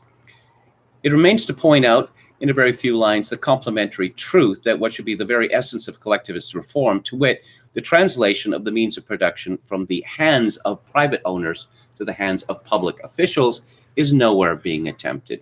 So far from its being attempted, all the so-called socialistic experiments in municipalization and nationalizations are merely increasing the dependence of the community upon the capitalist class. To prove this, we need only observe that every single one of these experiments is effected by a loan. Now, what is meant in economic reality by these municipal loans and national loans raised for the purpose of purchasing certain small sections of the means of production? Well, I will read the end of this section tomorrow when I return to Hilaire Belloc's The Servile State. I'm going to be moving shortly into a discussion of this week's movie, Under the Silver Lake. Before I do, I want to talk about a piece that appeared in Unheard by a woman called Poppy Coburn. And it's called TikTok's Latest Fad, Confessions of Trauma. There's a new trend on TikTok, wedged in between videos of teenagers dancing and singing, confessions of trauma. The app is rife with young behavior, particularly young women engaging in the same behavior. The trauma hashtag has a staggering 3.9 billion views. Most surprising about these confessions is their generally lighthearted tone. One famous musician follows the popular format of claiming his humor comes from his trauma, as well as their intentional vagueness. What is causing these thousands of young people to identify themselves as emotionally damaged? I first started to notice the popularization of trauma theory, the idea that most of a person's problems can be traced back to some unresolved, vague traumatic events in their life, after learning about a book that was popular among young women. Nearly 7 years on from its publication, it remains the #1 ranked book under healing on Amazon. The massively popular text, The Body Keeps the Score, Mind, Brain, and Body in the Transformation of Trauma by psychiatrist Bessel van der Kolk, which may seem strange given that the book's target audience is a relatively small niche, that of doctors specializing in PTSD-related disorders. Hot on the heels of consent theory, which told us that we were facing a consent crisis. Yes, it's funny that we have a mania of consent theory. We're facing a consent crisis. What does COVID-19 vaccination have to do with that? Nothing. They are not at all related. That's a grossly irresponsible comparison to make. Trauma has become the latest fad to hit feminist wellness circles. Perhaps the reason for its enduring popularity with young socially conscious people is that thanks to van der Kolk's assertion that left untreated, trauma can begin to manifest itself through physical ailments. Constant headaches, back pain, short of breath. Don't call an ambulance, call a psychiatrist. This is not to downplay the seriousness of trauma. Doctors have shown the links between mental distress and physical illness for years. But what is curious is why exactly so many ostensibly normal, healthy young people believe themselves to be suffering such mental distress without any of the typical experiences of those traditionally diagnosed with PTSD. The difference between trauma and other mental illnesses is the spotlight-like generalized anxiety disorder is that trauma is explicitly defined as responsive action to a negative external stressor.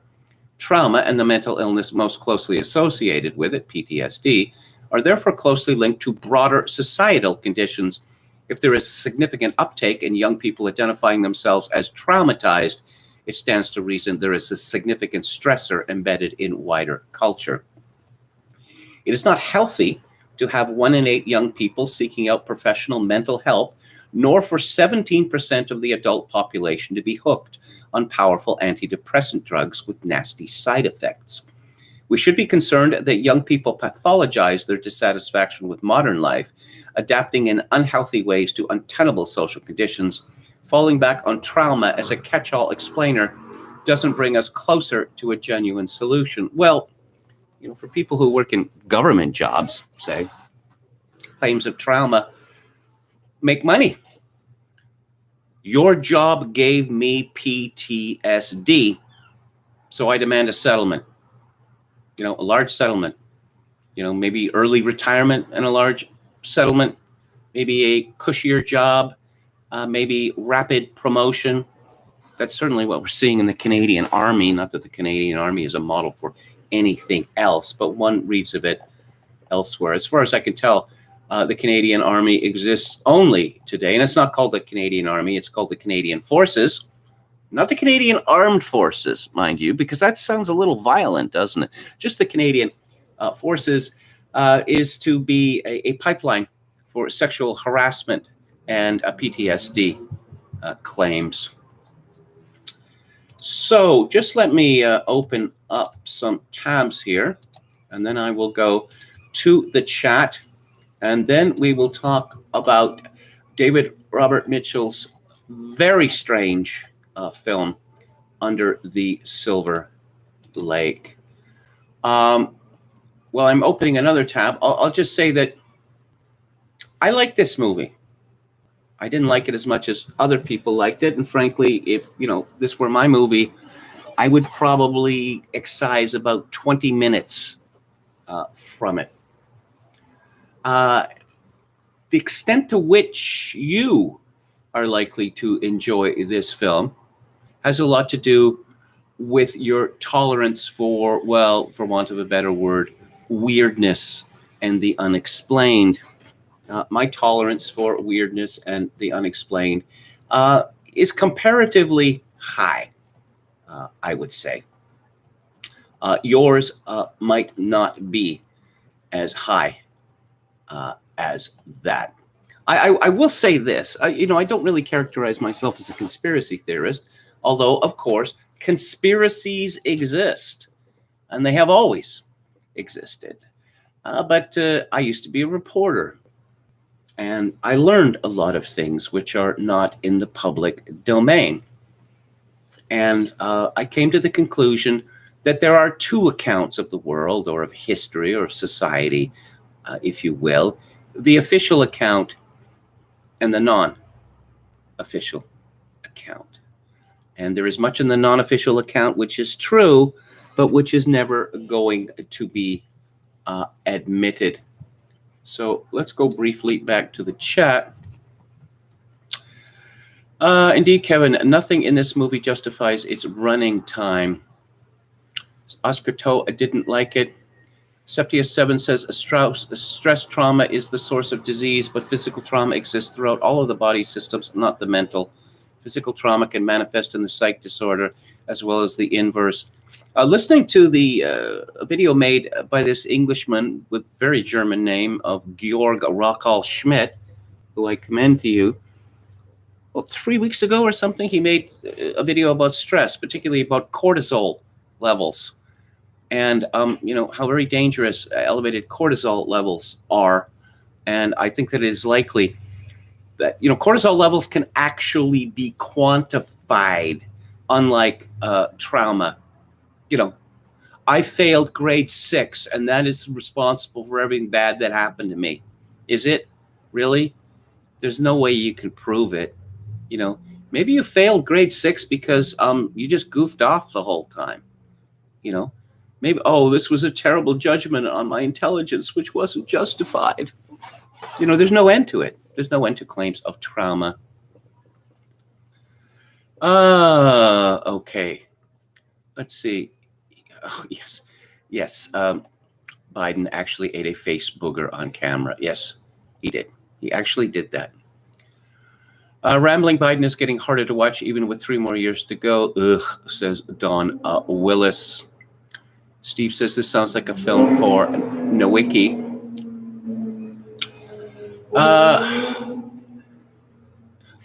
I'm enjoying lying flat. I no longer care about making money, says Kontiki Roulette. Eraserhead weird or 200 Motels weird? Well, it's more like Eraserhead weird. I can't abide Frank Zappa. I just can't. Not his music or his supposed humor. Urine and feces are not intrinsically funny. And do we have anything else here, or should I just get to it?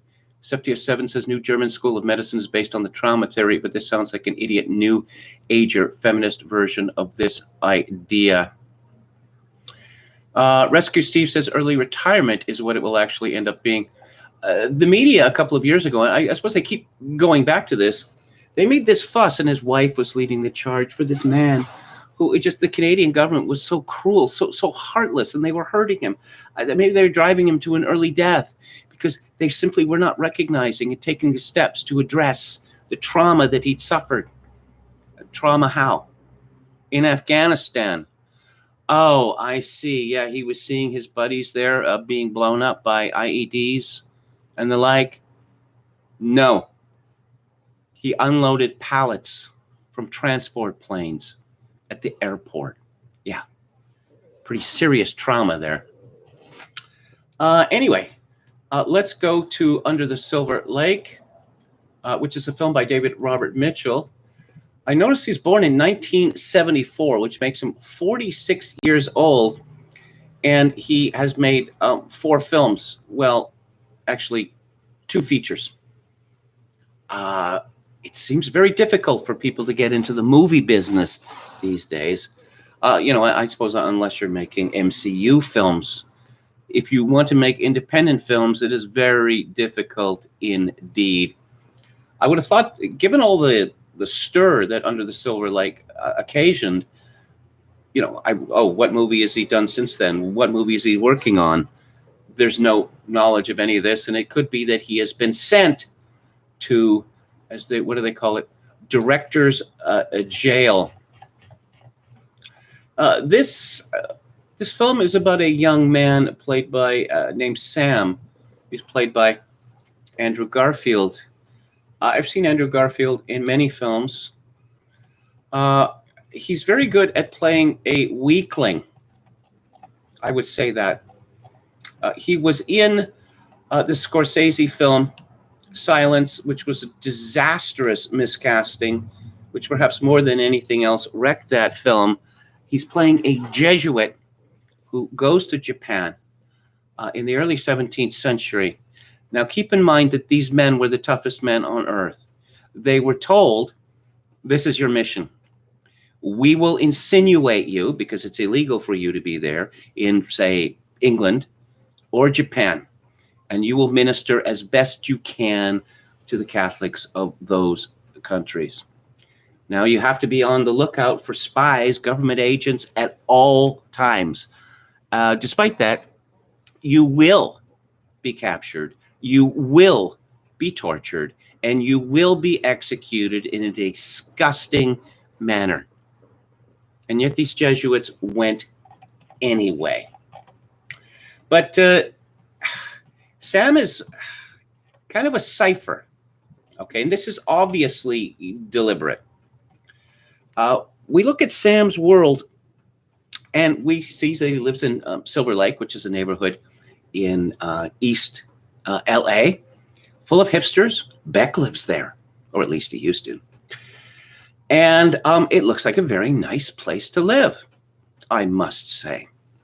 And Sam has a really cool pad. It's quite large and handsome, and seems to be, from a time when apartment buildings were built with quality, and it's quite large. And he lives there all alone. And he has all manner of neat stuff in his pad, including a whole bunch of vintage movie posters and all this musical instruments, guitar, amplifier, turntables, everything, right? He's got everything. He's got nice furniture, He also drives a late model, Mustang GT. What does Sam do for a living?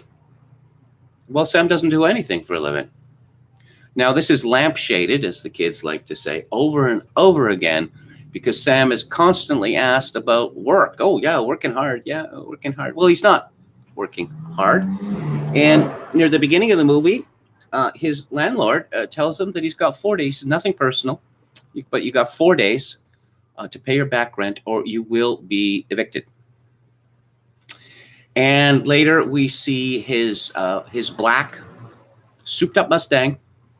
The repo man gets it. The repo man again said, nothing personal, but you can't have the car if you don't make the payments.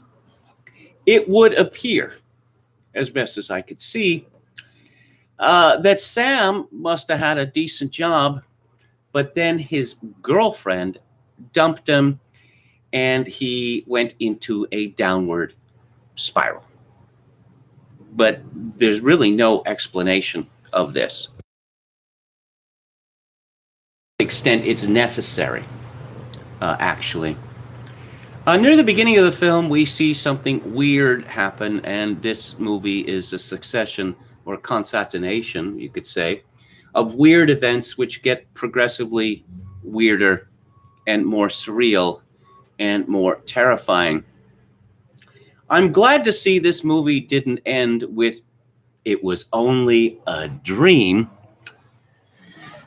I've noticed movies like The Witch and Horse Girl, and there are others, amongst these younger filmmakers, there seems to be this need, for transcendence, just a feeling that the world as it becomes is now worthless and disgusting, and there must be something better.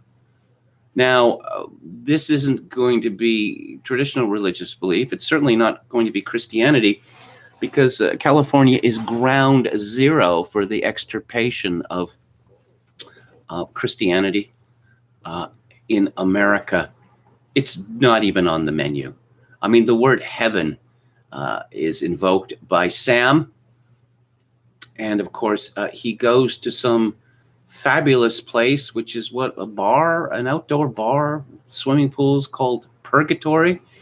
But that's as far as it goes. And of course, hell and purgatory are rather ambiguous in their meaning. But we see right at the very beginning a squirrel. Something falls from a very tall tree, and it gets smacked to death right in front of Sam. And it is a squirrel that has apparently forgotten how to climb up and down trees. Now, Sam... Oh, okay, a couple of other things about this movie. There are scenes in this movie which shouldn't be there, okay? You know, when someone is sitting on the toilet, I know what's going on, all right? Everyone does. I don't need to see what's in the toilet bowl, okay?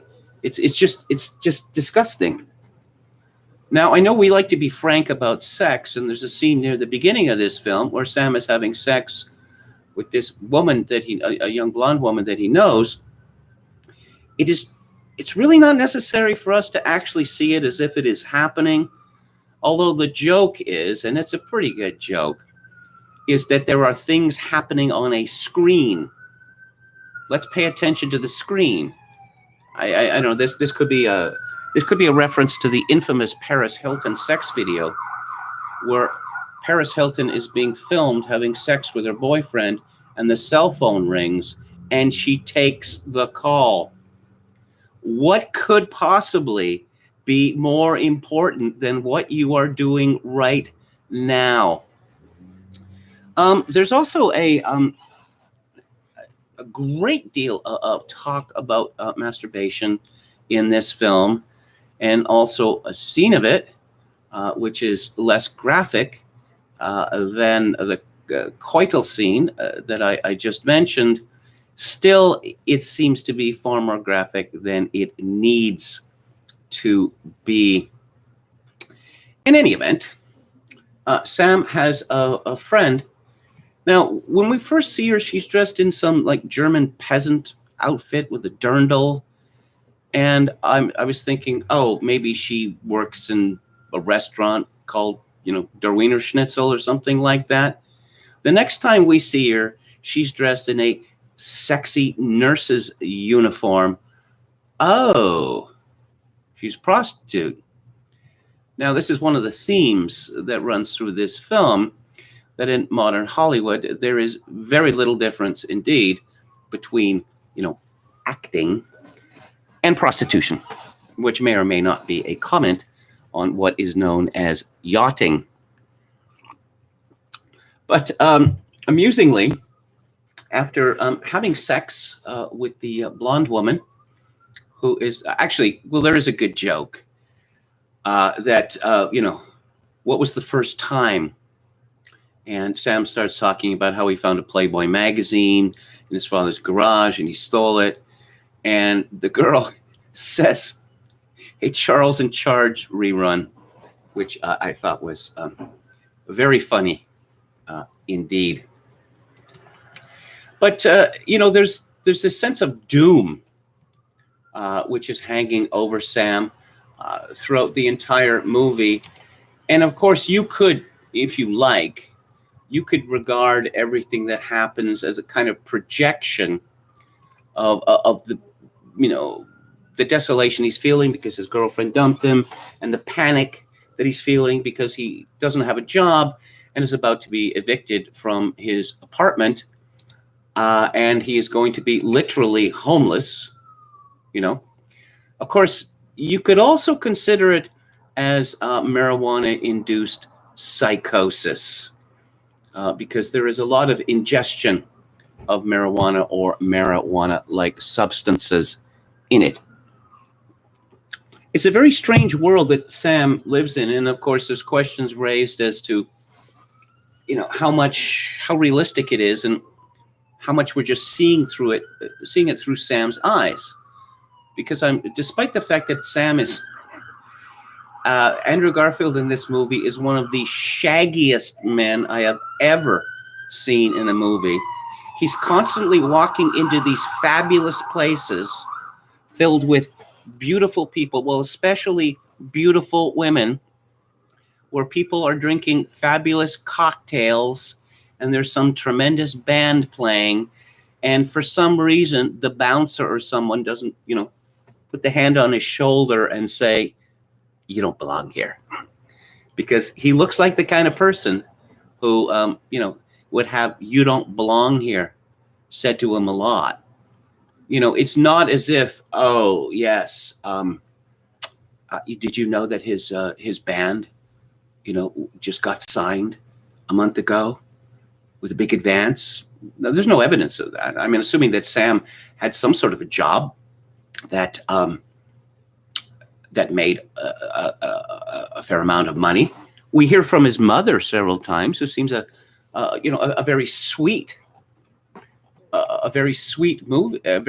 woman who's constantly talking about Turner Classic Movies. Of course, this is another one of the conceits of the movie, that everyone in the movie, like Sam, seems to have this tremendous love of and knowledge of old-timey Hollywood cinema, a classic cinema. And there is a particular attention paid to a particular actress. And I don't know, I was quite pleased by this, because this particular actress appears in one of my top 3 movies. Her name is Janet Gaynor, and she was an early Academy Award winner, one of the biggest stars of the 1920s and 1930s. Of course, she was in the original A Star Is Born. I don't know. There's rather the suggestion that there are lessons to be learned from these old movies. Of course, there's a particularly grim scene right near the end of the film, where this Jeffrey Epstein-like congregation, and yes, I rather think that our filmmaker was thinking about Jeffrey Epstein when he made this film, because there seems to be, human trafficking. And, oh, yes, one of the great things about being rich is that it's a lot easier to kill people and not be bothered for it. And the creation of alternate realities.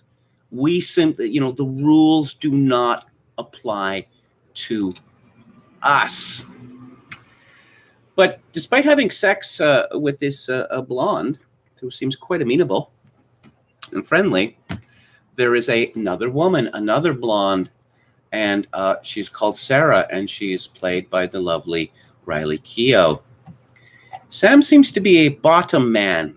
He's constantly staring at the buttocks of women.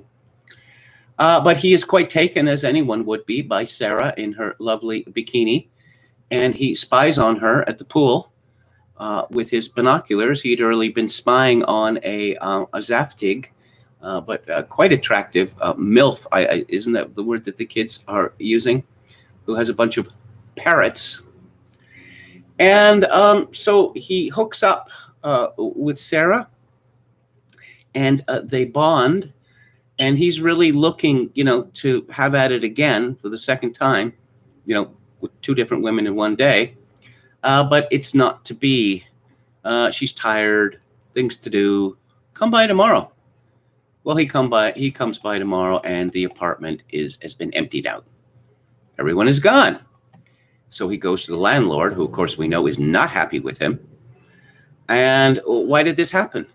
He said, well, they forfeited the deposit, they paid the rest of the lease, and they left.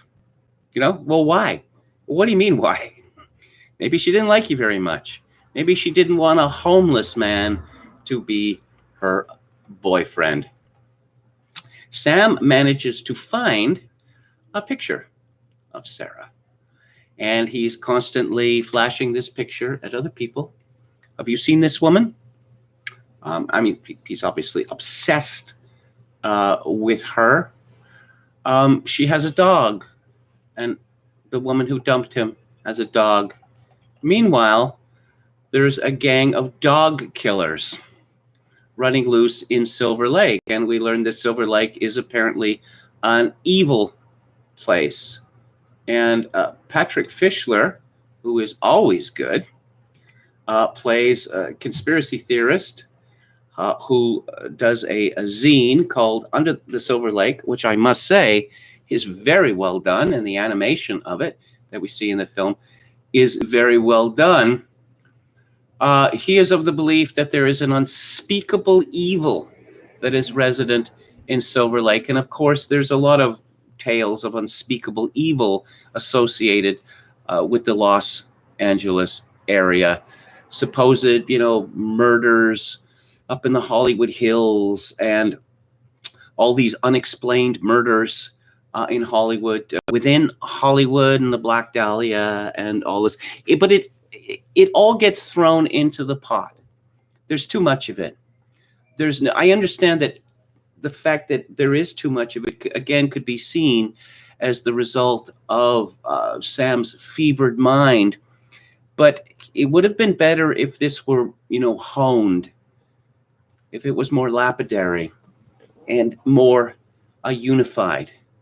We get the symbolism of the 3-in-1 from medieval alchemy, and we get the symbolism of the number 23, and there's simply no end to it. Meanwhile, Sam keeps showing up at these places where the hippest of the hip in Silver Lake are congregating, and he just looks shabbier and shabbier every time he's there, and he gets kneed in the groin by Zosia Mamet. I rather like that, just to show how exceedingly painful that is. There is a subplot about a band, a goth rock band called Jesus and the Brides of Dracula. Their music is really good. At least I thought so. That rather remind me of Veruca Salt. In fact, the music overall, which is made by a fellow who calls himself Disaster Piece, is really quite good as well, because it has this grandeur, suggesting that what we are seeing is just not wacky, but it's important somehow. That it is important. Oh, who else do we get in terms of symbolism? Yes, we get a Fisher King as well. And, we get secret bunkers and passages. And Fischler's character, he's what you'd call, I suppose, a high-functioning conspiracy nut. Because he's not babbling. There doesn't seem to be any, internal contradictions in what he's saying. He seems calm enough, especially for a man who believes that he is in mortal danger from an otherworldly, partly human creature called the Owl's Kiss. But yes, it's all leading to, well, yeah, it gets completely nuts in the third act of the film. There is something that more could have been made of, where we meet an old man who turns out to be unexpectedly important in the history of the world. And a comment is made about popular culture. And without giving too much away, the comment is that it is worthless. That at some point, I don't know, maybe circa 1900 or whatever, or certainly in the early 20th century, we forgot how to make great things culturally, and now we can only make ephemera.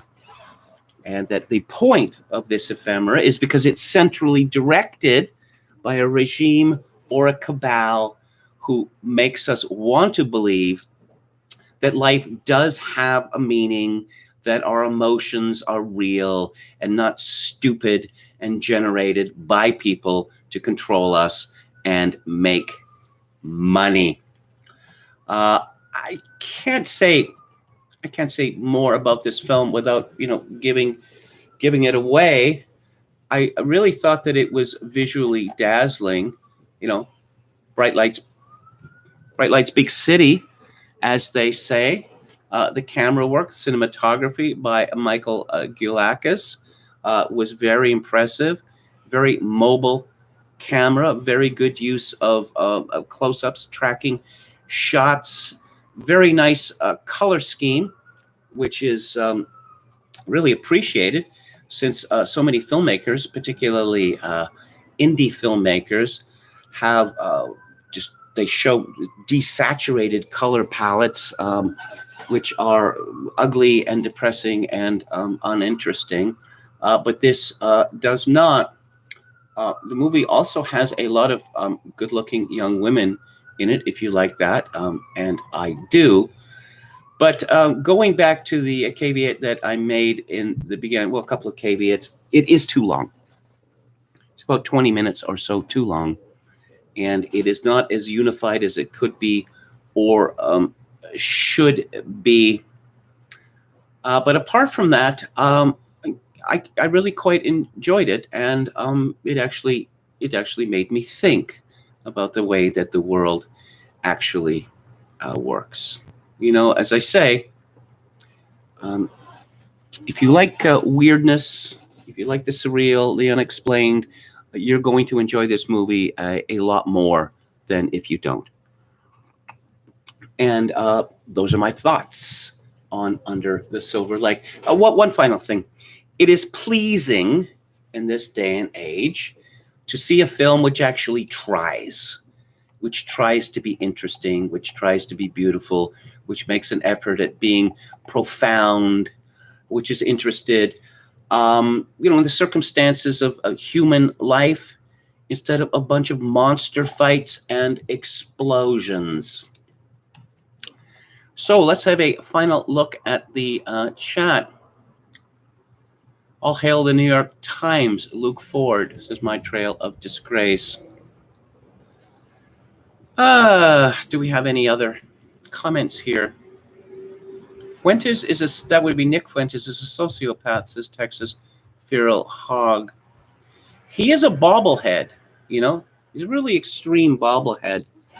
That seems to work more for women than it does for men. Look at it, women who are popular. You go Madonna or Vanna White, or Vanna White is, by the way, is in Under the Silver Lake. And look at how many famous women are bobbleheads. Chad Chadson, our valiant moderator, thank you for your service. Says Fuentes likes to punch his friends. Oh, okay. I'm not going to repeat the rest of that. Kevin, did you like the scene where he beats the crap out of two 12 or 13-year-olds? That scene was clearly stolen from an episode of Silicon Valley. Despite that, I loved it to death. Here's a man who actually does something. Oh, kids today, and oh my God, how many hundreds of dollars it's going to cost for my car to be repainted, or thousands of dollars, And he runs these guys down and wails on two of them. Yeah, I love that. Okay. What is this? Very gay, multiple Seattle posers. It's actually entertaining. Again, Silver Lake looks like a lovely place to live. I'm not too sure about the people there. There was a movie that Ben Stiller starred in where he played an autist, a Noah Baumbach movie that was set in Silver Lake. Again, a restaurant called, Intelligentsia? Isn't that just too precious? Thoughts on Donna Tartt's Secret History. Never read it. Should I? Is it worth it? Do you miss Cantwell? Wasn't he the crier? No. That whole alt-right crowd. I don't like any of them. You know, when I was asked about this or asking people about it, it just seemed to me to be kind of a common front, you know, that I don't know how much these people had in common, except that they were opposed to the hegemony. But anyway, let's talk about what is coming up tomorrow. I'm going to be talking about Japan tomorrow and discussing the writings of Lafcadio Hearn, who was half Greek and half Irish and became a resident of Japan and sought through monographs and through fiction to explain Japan to Westerners, which is a noble pursuit, because Japan is a very strange place, even to this day, or so it seems to me. And on Theater Thursday next week, I'm going to be talking about a very different movie, but a movie which delves in the surreal, very much in the surreal, particularly in a ballet of Hans Christian Andersen's The Red Shoes. And the ballet lasts for about 15 minutes in this movie. And it's unlike anything that you have ever seen. And I don't like ballet, but watching this movie, I think, you know, if ballet dancers could transmogrify and actually fly, I would like ballet a lot more. It is by Powell and Pressburg, the Archers from 1948, called The Red Shoes, and it stars Anton Walbrook, who I discussed just a week ago. He's one of my favorite actors, no question. And on Music Monday, I am going to be discussing a classical music figure, the great Austrian Anton Bruckner, for the genius as peasant. Thanks so much for tuning in. I appreciate it. And I'll be back on the air, of course, tomorrow at 4 p.m. Pacific, 7 p.m. Eastern. If you like the show or any part of it, I would appreciate it if you'd click on the like button and subscribe to my YouTube channel if you have not done so already. If you would like to make a donation to this live stream, which I could desperately use at this juncture, my PayPal account is linked to kevin_grace@hotmail.com. Once again, kevin_grace@hotmail.com. If you are in Canada, donations to the live stream may be made directly via Interact at kevingrace@shaw.ca. And as always, I leave you with this: in these days of social atomization and civilizational collapse, I do dearly wish that you, my dear viewers and listeners, manage to forge a genuine human connection in order to ease the burden. Good night.